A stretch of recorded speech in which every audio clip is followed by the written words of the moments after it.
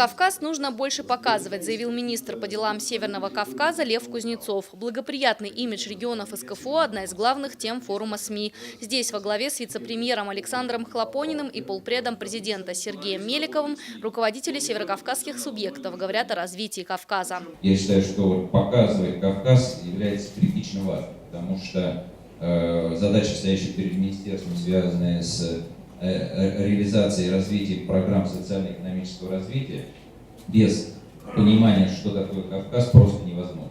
Развивать Кавказ нужно по всем направлениям, уверены руководители республик. Полпред Меликов отметил, что необходимо налаживать связь между властью и СМИ. Публикации журналистов должны быть максимально объективными. Глава Северной Осетии отметил, что положительных материалов становится больше. Сегодня о Кавказе уже говорят и пишут, и показывают не так, как это было лет 5 назад, допустим. Это совершенно очевидно.